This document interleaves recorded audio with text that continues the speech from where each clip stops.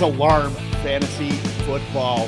Here is Britt Flinn. It is Andrew Cooper. How we doing, gang? It's Thursday. We're a week away from actual regular season games that count in the NFL. 1 week. I don't know what to do with my hands. All year, I'm even doing these best ball drafts since February, since literally right after the Super Bowl, whenever they opened. And now it's time. This is one of the last few of the year, though, right? One of the last couple. It's the home stretch here. I will say that I am excellent because right as we went live, I got the notification that Treylon Burke's status is changed from questionable to healthy. Whoa. So let's go. How do you do it? It's killing all those hogs. Medical science. Wolverine killing blood. them hogs. Wolverine blood and hog killing ligaments. And he is I'm not a doctor, but I play one on TV. There it is, dude. Hey, we'll have to check with Edwin Porras to see how killing hogs with your bare hands affects your ability to recover from knee injuries. But clearly, the small sample size we have indicates that it's everything, right? It works. Yeah. So I got a best ball draft going today. I believe we have everybody in here, so we'll be getting our draft slots momentarily. And just got in. They're up. Let me get that draft board up for y'all's. Got people trickling in the chat. Josh, what's up, dude? We got hopefully most of the Fantasy Alarm gang from the Best Ball Alarmy Army will be in here with us. What do you think about that name? I've been workshopping it. The Alarmy? The Alarmy Army. I just like the Alarmy, like just one. It's not bad, dude. Just the one Alarmy. I think it's a little like superfluous with the Army after it. I don't know. We'll leave it at the Alarmy. We're workshopping it. Here's what we got. This is a mix of a couple new people and some regulars going live. I see you looking here in the chat, John Skinner in the house. What's up, brother? So the picks are going to be Rowdy. That's Ann Dunn picking at 1. Icy Through. He's a regular. He's a sharp. Jay Breezy, another regular, got the badge up there. I see you looking. That's John in the chat here. I think this might be one of your first ones with us. Correct me if I'm wrong. Old Sauce McFloss. That's your boy A Coop at 6. Chicago Poncho, that's Ponch Rio at 7. Our own Kevin Tompkins at 8. Our boy Sigma at 9. Rams fan 72, which I want to say it's their first one with us. I think that's Dale. And Britt at 11, and then CDM 82 at 12. One of them's Dale, one of them's Nate. So double check in with me on that. But we're running. Justin Jefferson, Jamar Chase, 1 and 2. Per usual. I bet if Ani Coop, if you texted her and asked her who the favorite is, probably be a Rams fan. I think she'd be siding with Rams fan, no question on this. Come on, Ani Coop loves me. Ani Coop actually does like Britt best, so it would probably be between Rams fan and Britt. That'd be a tough one for her to decide on because her and Britt like peas in a pod. I should just give you her number instead of her texting me her, picks for like the Masked Singer. Be like, tell Britt, I do not care. I'm just putting you guys in your own chat moving forward. I would love that. Ani Coop and I can discuss Keenan Allen being the gargoyle all the time. Yes. I think that's a great idea. That might be one of your best ideas ever, Coop. Might have to just do that, dude. Save myself some trouble. Yes, so John in the chat, he is Icy Through. Not only is his first one with us, but never done a best ball. So new experience across the board here. Fun times. Better late than never. Were had by all.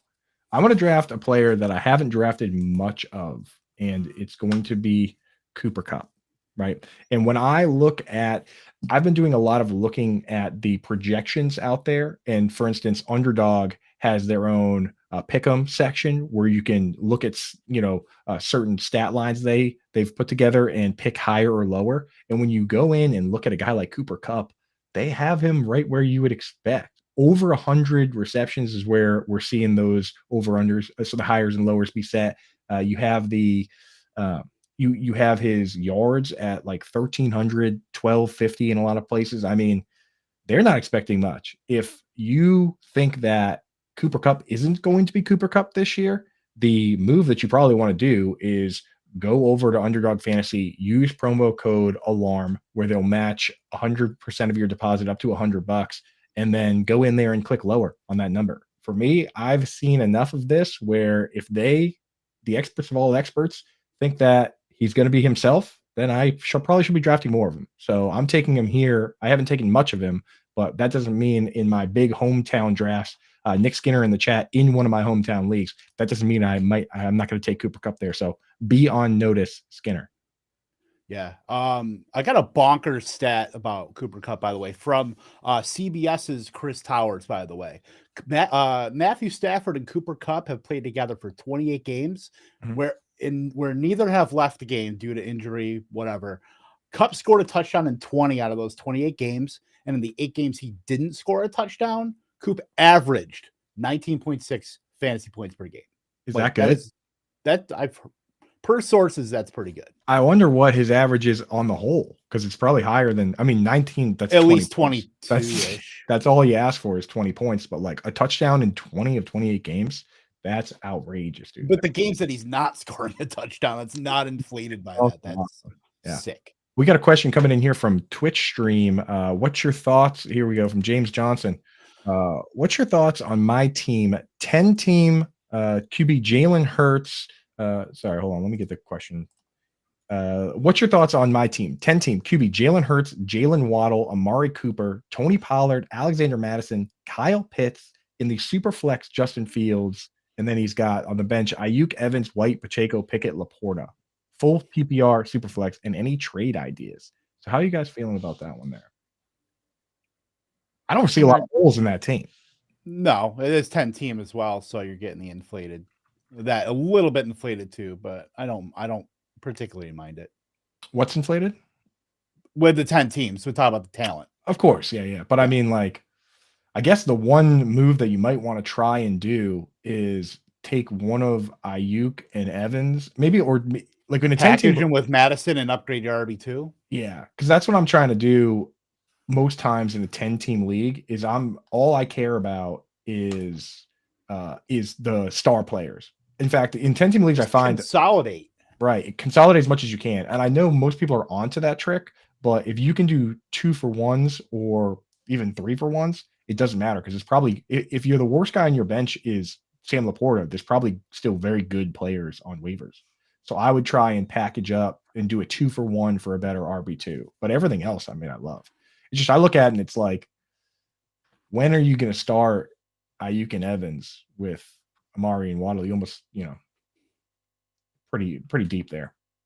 Yeah, exactly. So, the other thing I would do, James, is I would petition your league for next year to add, if you're going to do a 10-team league, to add a regular flex. Yeah. I like to have the super flex spot and then one regular flex spot as well, because, the super flex is almost always going to be quarterbacks in a 10-team league. You have 3 good ones. So you're always going to start QB there. It'd be nice to have another flex just to start a Evans or a White or an Ayuk. So I would reach out to the commissioner right now and be like, hey, you know what? Next year, let's add a regular flex spot to this league. Yeah. More roster spots, guys you can start is more fun.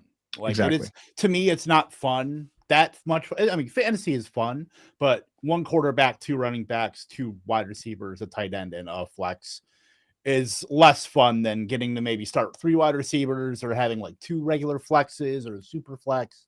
Like, just the more you can start, especially when the talent pool is kind of consolidated to 10 teams rather than 12, it's just more fun to me. Let's take a peek at this draft board. I want to talk ICU's team, man. That's his first best ball draft. Looks like he knows what he's doing, though.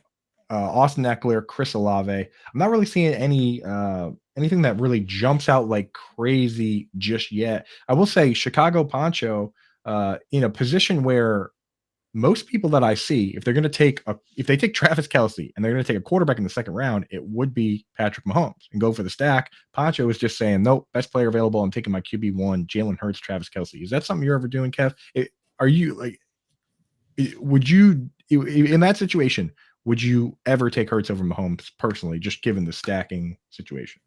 Like in a tournament format, it's a good differentiator because how many Kelce Mahomes teams are going to be? There's going to be, right. If you're talking about a 400-team final in week 17, if anybody that has Kelce, probably 50 to 60% of those teams are going to have Mahomes too. So having Hurts is a good differentiator to kind of leverage off of Patrick Mahomes, because these elite players aren't infallible. Look, Justin Jefferson put up 2 fantasy points in week 17 last year. Like, these guys aren't infallible. So having a pivot off of that kind of leverage. You kind of take the DFS kind of slant with that too, where, you know, you're getting Hurts. If he blows up, then your Kelsey team's supercharged.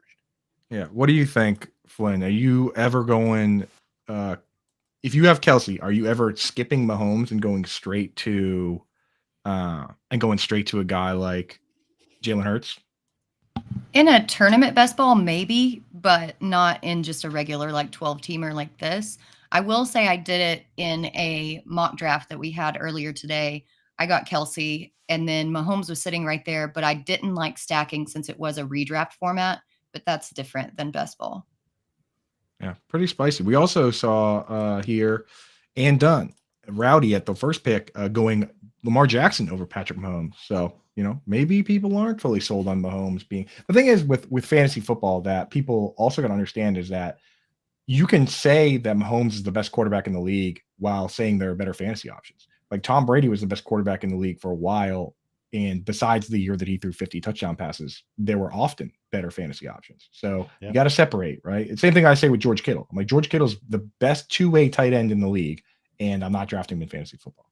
You have to separate the three things are you have to separate your fandom, you have to separate just your regular, by fandom, I mean your hometown team, your regular NFL versus your fantasy football. So keep that all separated and you'll be a better player for it. Yeah. Pro tip, make your own team's fan base hate you, and then you won't have to get, you know, sucked into the Green Bay, at least for me, the Green Bay cone of influence, if you will. And so here, Ann doing kind of the opposite of Poncho. She says in the chat, she wanted the stack. Makes sense. Double tap Mark Andrews, Lamar Jackson to complete that stack. There is correlation there. My advice to folks out there, in all formats, there is correlation, but don't reach to complete the stack.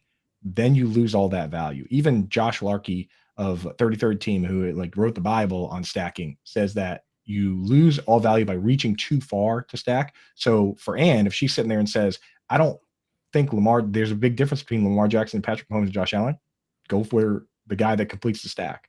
But in my opinion, never draft a worse player to stack. That's my take on it. But you know, the science isn't fully fleshed out, but the numbers I've seen say try not to reach. But if you can complete the stack without reaching, now you're talking, right, Kev? Yeah, I mean, stacking should be, I'd say it's tiebreaker between, you know, if I'm going between two guys, like if I'm the second round or if I'm the third round to have like Jalen Waddle and it's kind of a murky area anyway, I'll take a Mark Andrews because obviously Miami and Baltimore are correlated in week 17, but from top down to the 18th pick, I know I'm on the clock right now. I'll just take DJ Moore. I'm thinking about stacking more as the draft goes on, especially in a tournament. Like in a self-contained 12 team, I'll maybe do like a correlation or something like that, but I'm not really super, like my mind's not set on it. But like get your first 4 or 5 and then kind of correlate to that later on in the draft. And I want to bring up how far is too far of a reach. Like when does it count as a reach as far as a stack? Because we always preach, you know, like go get your guys, don't listen to ADP, things like that. So when do those waters kind of meet?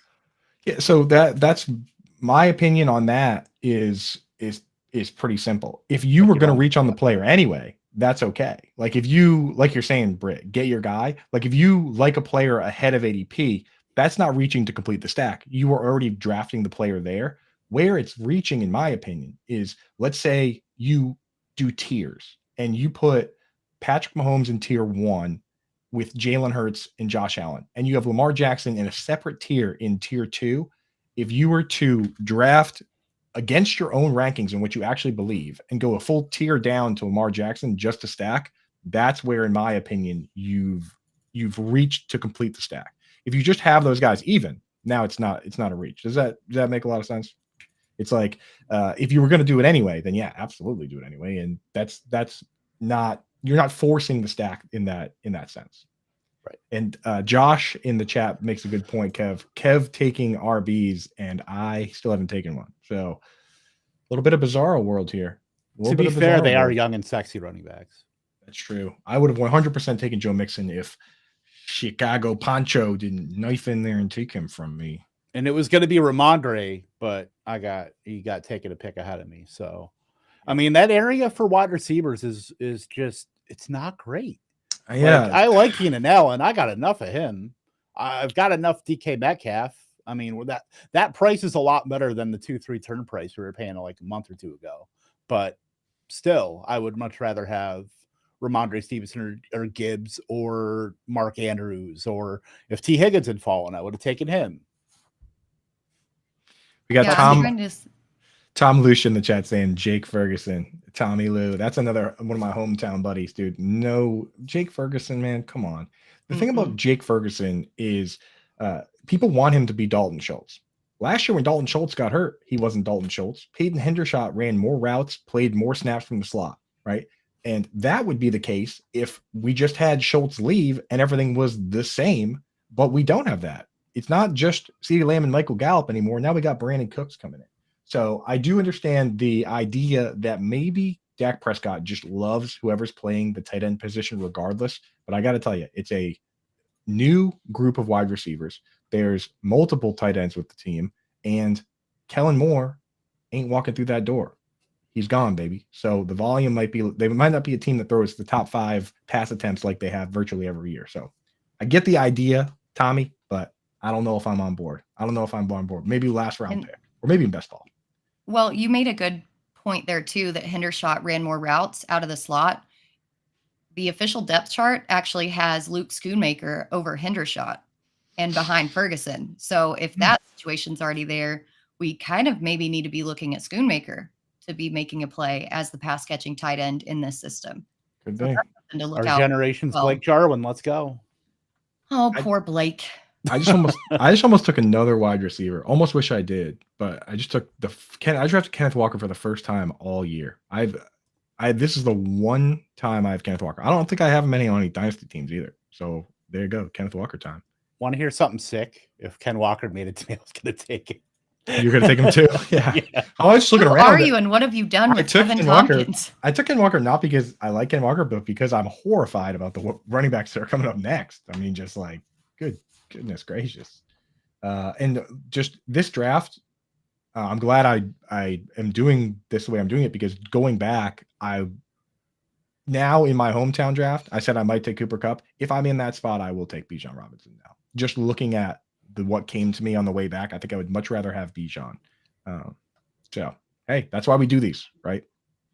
Yeah, get the reps in. That's what's so important, especially when you're doing like home leagues. Like, to me, like mock drafting, I will not do it. Like, this is like the best way to get reps with the ADP, get reps with drafting and being on the clock and having to make 30-second decisions. And you're going to have more time in your home league more than likely, but to me, this is the best chance to get reps. And all you have to do that is use promo code ALARM on Underdog Fantasy. So you get $100 deposit match up to $100. So if you put in 25, you get 25. Put in 100, you get 100 back. Look, what's better than that?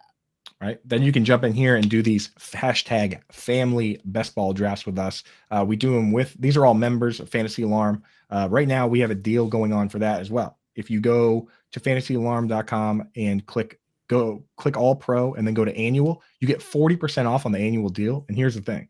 Even if you're just a football fan and you only would want to subscribe for football, it's the same price. At 40% off, you get the whole year for the same price that you would usually pay just to do the 6 months of football. And then you also get all the dynasty stuff in the off season, all the best ball stuff we do all off season. You get baseball, basketball, hockey, golf, NASCAR. We have the 3-time FSWA NASCAR Writer of the Year, Matthew Sells. So you get all that if you get signed up now. So just head on over to Fantasy Alarm. You can do that. Or if you just want the draft guide or the cheat sheet, you can buy those individually. So get in and get going with that. And yeah, I love these best ball drafts because it's kind of like drafting with your actual hometown league. We have people in here that know us. We know what they do. I mean, I've done like a million drafts with Icy Through and and Sigma and Hamburger and all these guys in the AN, obviously. So it's like you get that experience of what it's like drafting with people that know you, but also you get curveballs and you get people reaching for their guys. It's not just like a normal, boring mock draft. So I do enjoy doing these. Yeah, and then you get Rams fan 72 taking JSN and immediately going on my enemies list. There it is, dude.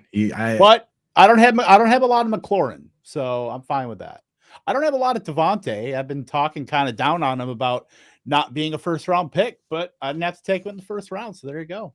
Yeah, Deontay Johnson was the guy that I would have taken instead of Kenneth Walker if I was going to take a wide receiver. So you got my guy Deontay too. So so basically, I'm just like sloppy seconds. Your team. You'd rather have Bijan. You'd rather have Deontay. I know, man. I'm letting the value fall to you. Britt, I know you've been tracking a lot of the injury stuff, and you've been doing the training camp battles and all that. Do you have any update on Terry McLaurin, where he stands? What was the last that we've heard on Scary T and the toe? Yeah, I updated it yesterday, and the same news that we had was the same news that we got about the MRI coming out, and that they were, quote, optimistic for week 1, but his status is still up in the air. We still just don't really know. They're being very tight-lipped about it, and I don't like that. I need to know the news, especially as we are in the final stretch of draft season. He makes me nervous. He makes me nervous anyway, and now with this toe, don't like it. You look around at some of the prognosticators, some of the folks that set the numbers, like underdogs, where you can go in and hit over-unders on season numbers, higher lowers. They've taken Terry off the board. I've seen Terry's off the board, Jerry Jeudy's off the board, Treylon Burks is off the board, even though supposedly he's going to be back soon. They got to get him back up there, I guess. They took Courtland Sutton off the board, and I think that's related to Jerry Jeudy, where if Judy's not going to play, they were like, well, obviously we got to change these lines on Sutton. The other one that I've seen in a couple places that is interesting, and I don't know why, is Devontae Adams. I'm not really seeing a lot of places to go over or higher or lower or pick on Adams. So kind of interesting there. I wonder what that's about. But probably, I talked to Connor Allen of 4 for 4, who's really plugged in with the betting scene, and I was like, what's the deal here? And he was like, bet with the Jimmy G injury questions, I think they took it down at that point. He's like, sometimes they either don't put him back up or they take a while to get him back up. So he doesn't seem concerned. He doesn't seem to think it's like an injury or anything. He thinks it's just like, with the stuff going on there with the foot, they took it down. So, but yeah, I always keep an eye on that because I'm like, all right, why is this place removing these lines? Yeah, it's interesting, and trust me, they know way more than we do as far as all this stuff. So we say we're plugged in. Those guys have been plugged in forever and are 24/7, always on. I'll say this: I just wrote an article on this where I took a bunch of those numbers and from the Vegas prognosticators, and I compared them to ADP. And here's the way I use it: places like that, they're good at helping you figure out safety. Right? If they're willing to set those numbers high for a player, then that means they're confident in that player, and that makes me feel good about the player. Where they don't care is upside, and that's ADP is a lot sharper with upside. So when you see low numbers for Jahan Dotson or for George Pickens, they don't care about guessing who the breakout is. They care about getting enough people to bet on both sides of their number so that they make money on the juice. So that's the idea with that. So I'm not too worried when I see when I see that like a Jahan Dotson's low, because they're not factoring in the possibility that he just breaks out completely. So keep that in mind when you're looking at all that stuff. But it is a good tool to look at for sure. Yep, 100%. All right, through a few rounds here, I want to say let's look at a few of these squads. Britt, how are you feeling about your squad first and foremost? Well, we got you right on here on air. I love it. My app is actually acting up, so I've been restarting it. But I like it. I love that I got Najee in the 3rd. I love that I got David Montgomery to be an RB2. We think that that's going to be a 2-headed backfield going throughout the season. I think that Gibbs is going to be used kind of in a positionless situation. So Tyler Lockett is my 4th wide receiver. Yum. Love it. Feeling pretty good right now, actually. Yeah, your squad is pretty airtight. Especially even with Kev in between us picking all of our guys. Like he took your Bijan. We both like Bijan. He takes Bijan. He took my Devontae Adams, took your Jahmyr Gibbs, took my Deontay Johnson. It's crazy. He's being a little sniper. He's being a little Chris Sellers. That's what he's doing. I'm taking guys I don't have a lot of I don't have a lot of Zay Flowers. I don't have a lot of Terry McLaurin. I don't have a lot of Devontae Adams. I don't have as much Bijan as I would like either. So it's definitely not like the typical George Pickens, JSN, Ramondre, Chris Olave, Jalen Waddle, like that. Those are like my almost tried and true best ball picks. Yeah. So Dale is Rams fan. He confirmed for me on Twitter. I just saw that now. So let's take a look at Dale's squad. I think this is his first one jumping in with us. So he's got first round AJ Brown, second round Amon-Ra St. Brown, third round DK Metcalf, fourth round Justin Herbert. So this is the 2022 Kev Tompkins type build here. Then he goes Dameon Pierce, JSN, Quentin Johnston. This actually across the board is kind of just a full-on Kev Tompkins team, is it not, Kev? Let me scroll up. Who's this? AJ He's Brown. Rams fan. AJ Oh, goes boy. 3 wide receivers, and then he goes, grabs 1 running back, but then comes right back with the young wideouts, both rookie wideouts, bingo bango. Yeah, that is quintessential KT right there. Yeah, it is, dude. Evan Ingram. So he's got safety at tight end. Again, in these formats, anyone joining us for the first time that hasn't done a lot of these best balls, you need 2 to 3 quarterbacks, 2 to 3 tight ends. Well, if you draft 1, you're in trouble because you don't have anyone for bye weeks or injury. And if you draft 4, you're kind of overdoing it. You can get away with 4 tight ends, not so much 4 QBs is kind of overdoing it. So it'll be interesting to see guys like Rams fan. Pretty much most of us just have 1 QB and 1 tight end. So it'll be interesting to see what happens moving forward. And I just auto drafted Gabe Davis while I was saying all that stuff. So now I officially have every player that I don't usually draft. That is your penance for not paying attention to the clock. I don't have, so guys that I've taken Cooper Kupp for the first time, Kenneth Walker for the first time, and Gabe Davis for the first time. These other guys I've sprinkled in there plenty. But Gabe Davis, honestly, not a terrible pick here. No, not where he's going. Last year, he was getting steamed up way too much, but I think this year, right between you and Sellers steaming him up. Oh my gosh. Yeah.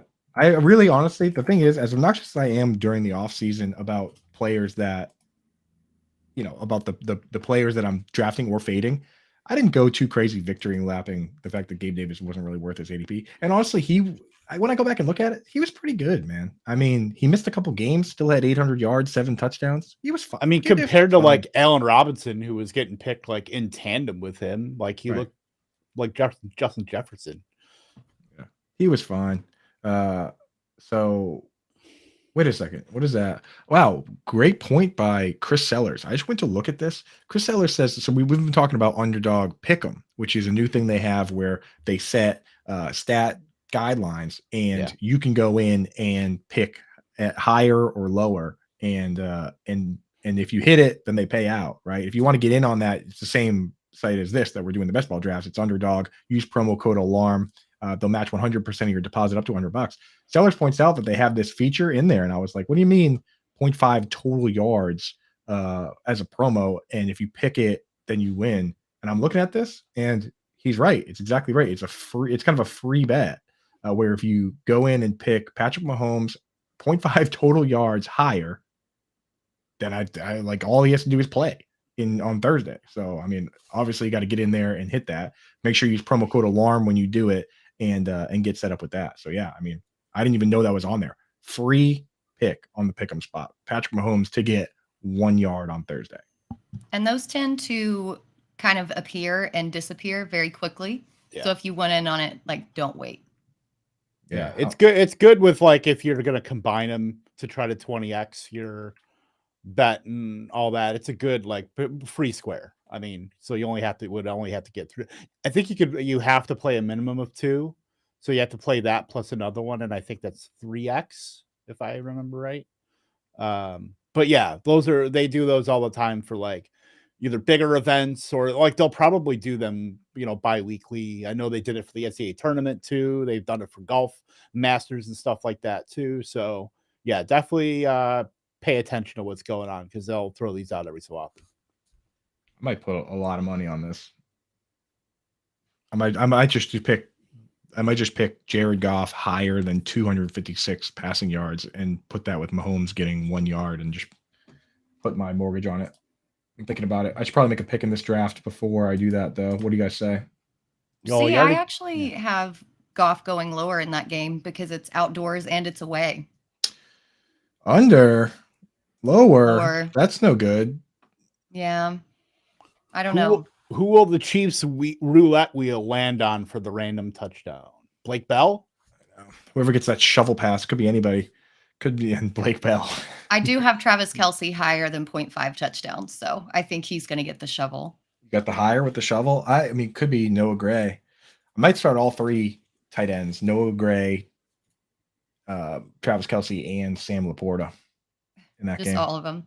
The over-under for that if you look at the total for that game, it's 54 points. No other game is close to that. I think there's one game that might be at 50, but 54, I mean, that's going to be a shootout, baby.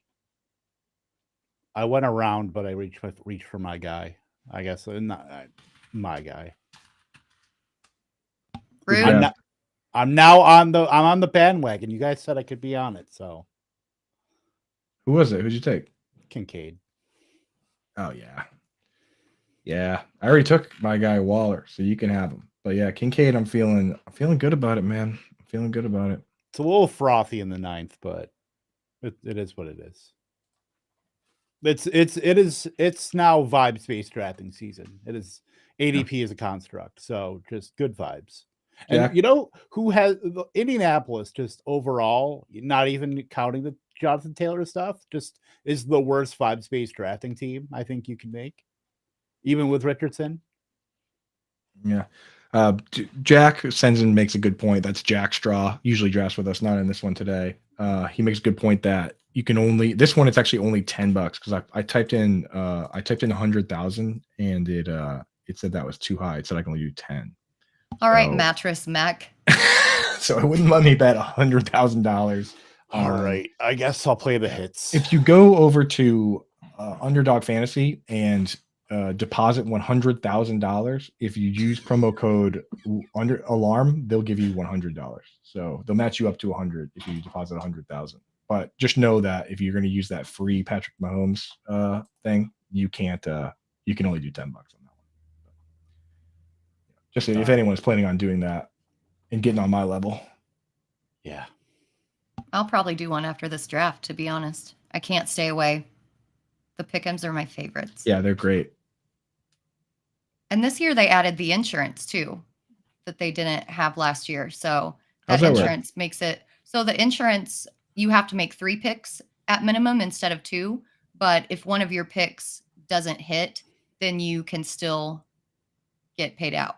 So it works. It gives you a little bit of a security blanket, which is nice. I like that addition to the platform. Ooh, that is pretty nice. I took my first quarterback, Geno Smith. Feeling pretty good about Geno this year. What we'll say about Geno is that I was worried that he might have been at his ceiling. And I know we obviously, with quarterbacks like this that are coming out with their second year, we worry about the team having tape on them and potentially picking up tells and things they can use this year. But at the same time, I look at what he did last year, and I see no reason why he can't repeat the passing, especially with better pass catchers. And DK Metcalf led the league in end zone targets, and they didn't really connect on as many of those as you would think, only like 6. And he's had double-digit touchdowns every year except last year. So if they get on a better page, it's going to be even better there. On top of all that, the rushing yards that Geno had, where he had like 350 or so rushing yards, typically when a quarterback does that, they usually have more than 1 rushing touchdown. So I think there's regression in a positive way coming if he's going to run the same way he did last year, just to have a couple more touchdowns in there, right? I mean, the last time he ran at that level was a long time ago, but when he did that, he had 6 touchdowns, pretty much the same number of rushing yards with 6 touchdowns. So the fact he only had 1 rushing touchdown last year, I could see him having a couple more this year. Geno, I'm in on. I'm a little bit lukewarm, to be honest. I would say lukewarm is where I am actually as well. Like, but that makes us in though. That our feet are at least in. I've made enough bets on the Seattle Seahawks offense that I think I'm contractually obligated to be in. So I'm in. Well, let's say, Britt, let's say it's a pool, little end of a pool. How much of you is in and why is the rest of you out? I don't know because I can't see the board. I was going to find a way to work that in too. That has nothing to do with the question. Can you scroll, please? But that is a good point. I have now scrolled. All right. All right. So the we're back. Yeah, scroll a little bit more because you're yeah. You know I There we won't. go. I'll forget. Just because your I'm doing a nameplate lot of was like, stuff. I'm doing a I lot of stuff know over here. it's multitasking mania over here. Jack's a couple trades. Answer the pool question, please. 60-40. That's like halfway in, dude. That's like up to that's past you. That's lukewarm. past your knees. That's past your knees. Lukewarm. So you're taking them just after ADP, then, is what I would say that is. Yeah, it's a bathwater take. I think with the second year offensive coordinator and drafting Charbonnet, they're going to run a little bit more, just to balance out, time of possession, things like that. I don't think he's going to pass, sixth highest rate in the league, but he can still be good, especially where he's going. That return that you get on ADP isn't bad, but I'm not expecting him to be like a top 10 guy again this season. Rapid fire. Dak Prescott or Geno Smith? Dak. How do you ask me this? Daniel Jones. Well, I'm just starting at the top. Daniel Jones or Geno Smith? I think I'd still take Jones. What did you say, Kev? Make your pick. Kirk Cousins or Geno Smith? Oh, I'm on the clock. Kirk Cousins or Geno Smith? Kirk Cousins. Geno. No, Kirk. They're closer. I think they're closer. I just think Minnesota's defense. And pass volume and former back-to-back MVP Aaron Rodgers or Geno Smith? Rodgers. Really? Rodgers. So I think that. Well, let me ask this last one then, Britt, and this will determine whether you're in or out. Jared Goff or Geno Smith? I think I'd still have to go with Goff. So if you're taking Rodgers and Goff over Geno, then I think that it makes it difficult for you to even end up with Geno at any point, I think. I've ended up with him quite a bit, but I mean, Rodgers is still sitting there. Yeah. I took Goff over him just now. Interesting. That is interesting. Yeah, I don't know. I really don't know why Aaron Rodgers is falling so far. It's just super puzzling to me. Yeah. Oh, and there he goes. And there he goes. Rams fan. There's Dale. Dale's paying attention. Plugged in. All right, Britt on the clock here. So that was Britt. I actually, when I wasn't paying attention and took Nico Collins, I was kicking myself for not taking Raheem Mostert there. That is a pick. He should be going with the news today. He should be going much earlier. Now, Kevin's leaving. He's mad. Bye, Kev. Did we get any clarification on that, by the way, Britt? Because you, me, and Kev, we were discussing that earlier, and it was a little uncertain as to what the deal was. So he was meowing at the door, so little Jordy wanted to get in on the chat. Jordy. Jordy's a good kiki. What's the Scottish fold polydactyl. That's a big paw. That's a big paw, meowie. I think they're gonna wait until the official start of the season. So it's gonna be 4 games. So and not the whole season. But the way that it was worded in the blurbs on Twitter, it was have placed. Right. Making it seem like he would be out. They'd already done it. Yeah. So there was a lot of confusion surrounding that. Right. All right. Jordy did give me his pick, by the way, of what's on the board. So I'll be making that right now. Collusion. It's not fair. Look, Jordy is plugged into the preseason. So, I mean, I think I've got to make this pick in good faith.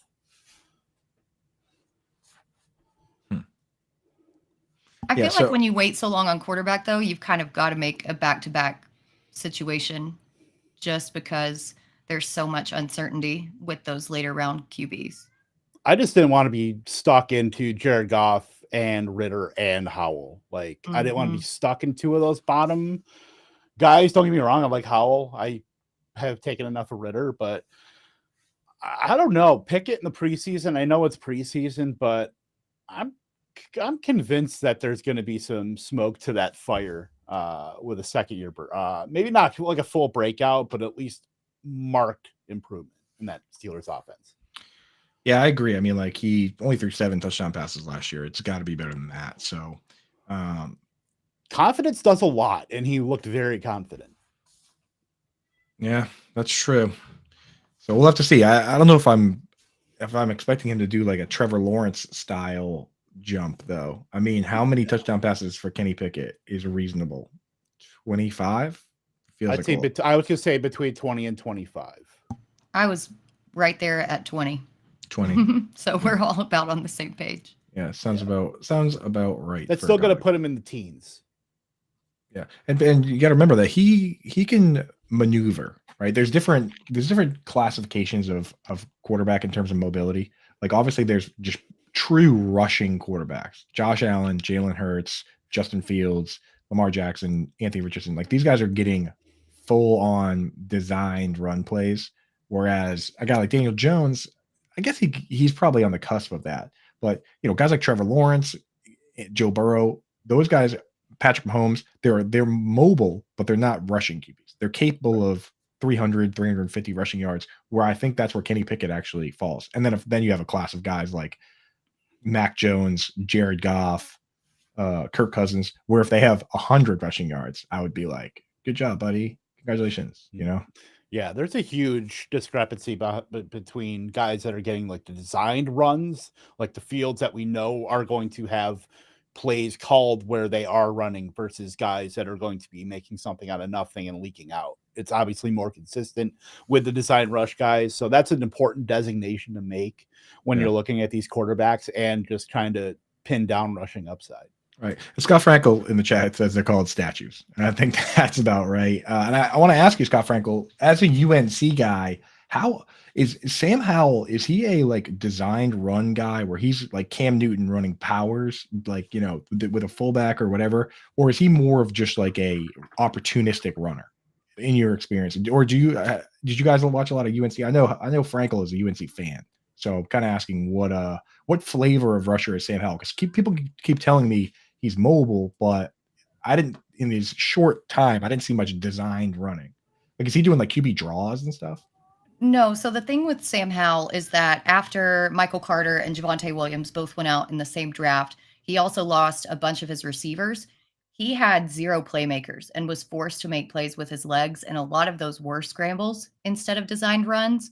So I don't know if they're going to utilize him that way. Eric Bieniemy didn't really utilize Patrick Mahomes that way. He was just more of a scrambler. Right. As far as designed runs, he doesn't do that because Sellers talks about it in the chat. No one ever talks about Mahomes rushing and dude takes off all the time, but those are more scrambles out of necessity as opposed to designed runs. And if Hal does get any rushing upside, it's going to be because he's forced to, not because they want him to. Yeah. And that's the thing with a guy like Mahomes, though, is like Mahomes is just such a valuable player. It's like picking up a expensive vase and using it to hammer in a nail. Like there's calling run plays for a player like that. Just, it doesn't seem to make sense. So, and Scott Frankel backing up your thoughts on Sam Howell as somebody who watched him, that not really drawing him up for him, maybe a QB draw. I think was it against your Cowboys last year, Britt? Was that a designed QB draw or did he just take off? I think he just took off, right? I think so. I can't remember. At that point, I was bored because we were playing like third stringers. Yeah, exactly. Yeah. The legendary Sam Howell versus the Scrubs game. Yes. Which again is why I don't understand why everybody uses that particular highlight. Because it's like he was playing against backups, dude. Well, the other one they use is the game in the preseason against the Panthers. And I'm like, dude, that's even worse. Like they send me, they're like, what about this one? I'm like, that one's even worse. The guy in the preseason video against the Panthers, the dude that Sam Howell makes the move on was released the very next morning. The very next morning. I looked it up. I was like, who's 26 on the Panthers? He was released immediately. So don't send me that highlight. I've come around on Sam Howell, but please do not send me highlights against backups and highlights against dudes that didn't even make the 53. Yes. And that's how you know like that they were really bad, because there was only one cut date. If you get cut before the cut date, like their mind is already made up. They've seen enough. You did something. That's what I always wonder. It's like, what was the last straw? An argument? With Bruce Arians, if you park in the wrong parking spot, he'll release you. Remember that one? That was a Was that a thing? We had, dude. He released a guy back when he was on the Cardinals. He was ruthless. Bruce Arians. So not with the Buccaneers. When he was with the Cardinals, he would come out to the media and say crazy stuff. He will, yeah. He came out and he released a guy for parking the wrong parking spot. He said, essentially said that he, which the saying isn't really even like allowed anymore. Like you can't make the team in the tub. He basically came out and said something even more dramatic. He was like, "Don't get hurt or you will be released." Then he came out they had 11 wide receivers on the roster at the time, and he said there's 2 wide receivers on this team, Smoke and Larry. And and everyone was like, "What the hell, dude?" Like back then he was just throwing crazy comments out there. Like that was wild time, Bruce Arians. And then that heart attack kind of settled him down a little bit. And he chilled out a little bit. Yeah, but Bruce Arians was an animal back then. He's still kind of like, he was an animal the whole time, but like he's probably just saying that stuff in behind closed doors instead of saying it to the media. Yeah, right. And then he got on that All or Nothing show on Amazon, and he had to tone it down because he couldn't do it in front of cameras. Yeah, get canceled. Burns, we need a canceled drop. We had the expired. Is that one in there still? I don't know if it's in here. Yeah. Well, we'll just, we said it. It counts. It's in there. Expired. Probably if you go through my fridge right now. Thanks, Aunt Bonnie. Dude, there's been a couple Bruce Arians tweets that I've saved over the year. People tweeting about Bruce Arians. They're perfect. Listen to this one. This is Dan Lebitard said, Bruce Arians looks like the guy who comes to the bar by himself and never speaks, but laughs at other people's conversations. Oh my God. Here's another. That feels a little accurate though. Dude, they're all accurate. Here's another one. Bruce Arians is your friend who says he's too tired to hang out that night, but then you see him later that evening in the bar downing shots of Fireball. Yeah, I can see that. Okay. Bruce Arians bar takes, dude. I think it might be the hat, that like scally cap that he wears during practice. Congrats on getting on timing out for Gerald Everett, by the way. Yeah. This draft has gone out the window a long time ago for me, folks. Well, I think you kind of set it up that way. You're like, I'm taking players I don't have many or any of. This will be my best. Timeouts are appropriate. This will be my best team. There's no question. Just getting all the players that I don't Poncho's like. Gonna snipe me right now. It's gonna happen. Yeah, Poncho's a sharp gamer. Okay, never mind. Let's take a look at some of these other squads. Let's see what Sigma do to start this one here. Sigma's a sharp gamer. Chubb, Pollard, Keenan Allen, Etienne, Trevor Lawrence, Jerry Jeudy. Kev, you've been the one most willing to still take Jeudy. 6th round, is that appropriate or is that still a little early?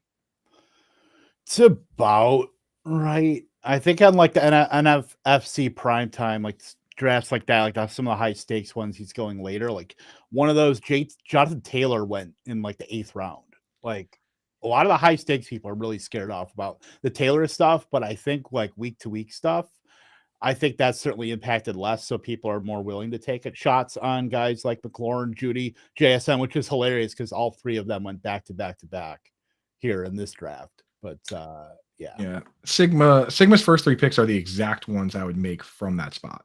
There's no doubt about it. Then let's see. Isaiah Pacheco, Charbonnet, players we like. Dallas Goedert, boring. Odell, Gallup, Zach Moss. Where are you guys at with the Colts with this situation? Do you think Kareem Hunt's coming in, or out of the incumbent guys, who do you like? Britt, what do you think? I don't really like any of them. If you have to. This is going to be a full-on committee cluster. You would think that they would bring in Hunt, but he's already made a visit and basically didn't accept their offer. So I don't think he wants to go there. So I don't really expect him to show up. Man, maybe Jackson, but blah, it's gross. Yeah, I think I like Deion Jackson if I have to pick one. What do you think, Kev? It's all gross, and considering, I guess, Zach Moss, once he heals back up, we saw him at the end of last season, like at least be serviceable, but that was also for Jeff Saturday, and he seemed to have some kind of like aversion to Deion Jackson or anybody with a receiving skill set, and just wanted to go full on 1983 and run between the tackles with Zach Moss. So it wouldn't shock me if Zach Moss got the first crack when he is healthy. Yeah, but Deion Jackson is probably the best fantasy bet for me. So is this a situation where, because when it comes to these ambiguous backfields, there's two ways to play it. There's having your guy that you're willing to take first, and that's been for me a guy like Raheem Mostert. I've been taking a lot of him first for the Dolphins. In some of these other ones, though, it's like I'll just wait and take the third guy. So does this one kind of feel like if you're going to take anybody, you just wait and take like whoever's left? Like if somebody else takes Moss, you wait and take Jackson, or you wait and take Hull, or are you just staying away completely? I don't think I'm taking. I'm not taking Moss, at least right now. I don't really feel. I don't feel good at any of these guys. But if I had to pin my hopes on it, would be Jackson, I guess. Like, who knows with this? Because I think they're all just kind of bunched up. But knowing what we have in Moss, and at least them knowing that he can handle 15 plus carries, I would say he would probably get the first crack. Yeah, I think Sigma did a good job here. I like Gus Edwards, and we all like Greg Dulcich all of a sudden as well. Even if we didn't before, you kind of got to like him now, especially at that ADP. That's still crazy. The ADPs don't adjust the way they should, right? Like I just feel like they should. These guys should be moving up faster. Dulcich should have moved up a lot higher than he is. But anyway, let's take a look at some of the other ones. Let's look at Nate's team. Nate is I'm not sure if he's drafted with us before. This might be his first one. I think he was in the ill-fated draft yesterday that went off while we weren't on air. So this would be the second one, first one live. So Nate's team is fourth. That's NY's 1605. He went Tyreek Hill, Josh Jacobs, Josh Allen, Amari Cooper, Miles Sanders, Christian Kirk, Alvin Kamara, David Njoku, Juju, Russ. As I'm reading this team, this looks more like a team this looks way more like my team than my team does. Is this the doppelganger draft? This is another one where it's like, besides Josh Jacobs, I'm not taking much Jacobs, but I mean like every other player on this team is who I would draft typically. So Britt, I drafted like you, because me and Coop have ours. Yeah. Which one of these other teams is most like a team you would take? I don't know. Maybe who's number 3? I can't read the situation. It's too small on my screen. But I think Breezy? I think number 3 is a lot similar. That's Shea Breeze. Yeah. I just can't read. It's this tiny on my screen. Jay Breeze has Christian McCaffrey, Calvin Ridley, Devonta Smith, TJ Hawkinson, Mike Williams, Jordan Addison, James Conner, Tua. Good value on Tua there. Brian Robinson, Tank Bigsby, Elijah Mitchell, Jordan Love, Higbee, Jeff Wilson, Isaiah Hodgins, Tank Dell, and Mac Jones. Yeah, I really like that team. I think Breezy's, I want to say, if this is the Breezy that we met at the Expo, and if you're in the chat, Breezy, let me know, then he's a Dolphins fan. So not only did he get Tua, but he got good value on Tua. Mm-hmm. Also, poor Jeff Wilson. I know. Pour one out, man. Pour one out. But I have so much Raheem Mostert that I don't even care, dude. I had more Mostert in managed leagues, so I'm happy with that. But my 20% Jeff Wilson bags in best ball are for the first 4 weeks got to weather the storm. But he was like the one guy in like 0 RB drafts that I was taking to get early season upside. So we're a lot more fragile, baby. I think I just got sick taking Darius Slayton. Dude, the thing is with like those Giants wide receivers, there's arguments that they're all kind of good. You can make an argument for every single one of those players. Darius Slayton has been pretty good. Darius Slayton's had better seasons than Isaiah Hodgins. I know Isaiah Hodgins is young and he's new, but like we're talking about, like Slayton has had 800-yard seasons in this league.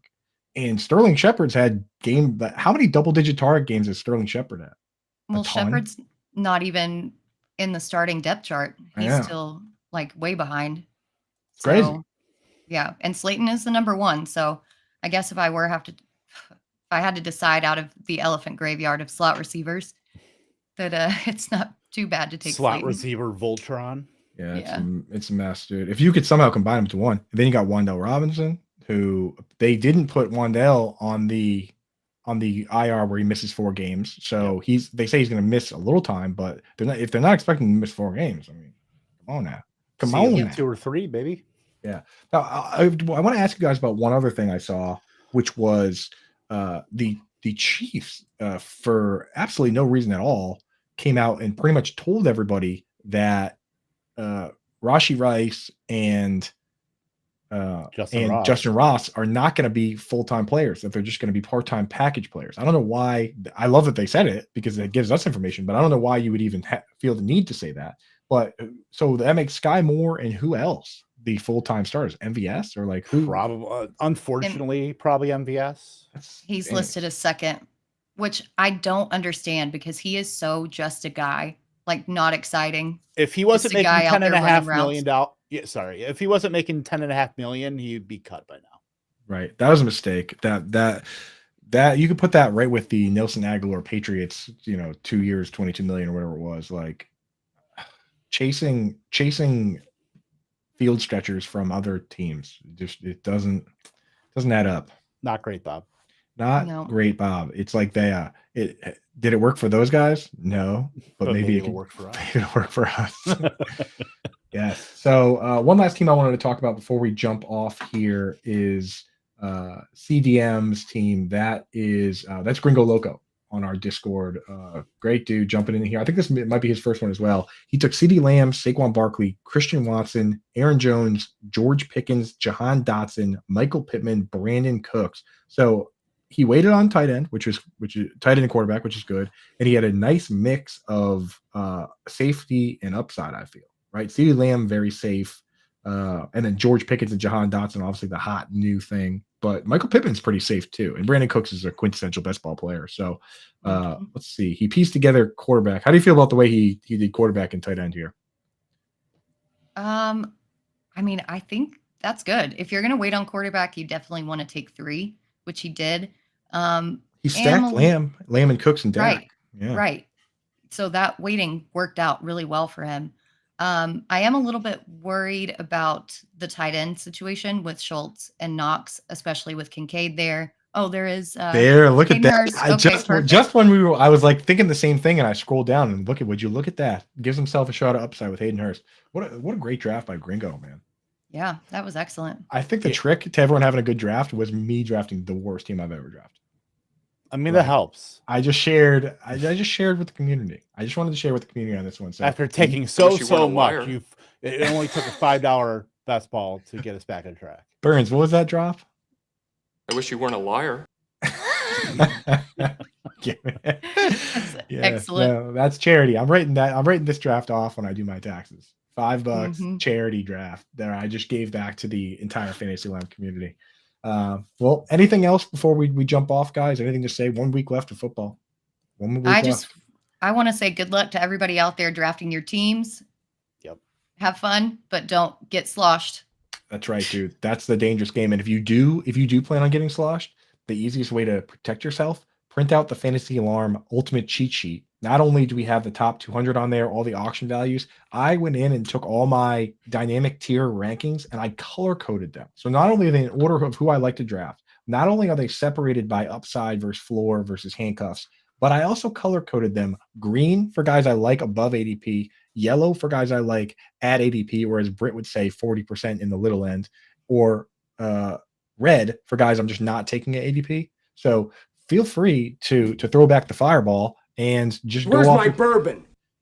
Exactly. Pour the bourbon up and then go off the color-coded sheet. Right now, there's 3 ways to get it. If you're an all-pro member, you already have it for free. You can become an all-pro member, annual membership, 40% off right now, and you get the draft guide and the cheat sheet. If you just buy the draft guide right now, that's $27.99, and that gives you the draft guide with all the articles, all the videos, all the mock drafts, and the cheat sheet. Or you can just grab the cheat sheet. That's $17.98 right now, and that is honestly, if you're just doing one draft and you just want something to print out, that's the one thing you need. So just make sure you get that. But if every level up, you get everything else that comes with it. And if you do the the annual membership, that will get you into the Discord. It will get you into these drafts with us, and it'll make you kind of a super mega star. And one of our friends, like people like Ann and Poncho in Chicago, we talk football all the time. Like I met Ann in person this year. Like we're friends. So you guys are our friends. Thank you for joining us. Hit that like and subscribe button, and we'll catch you guys next week.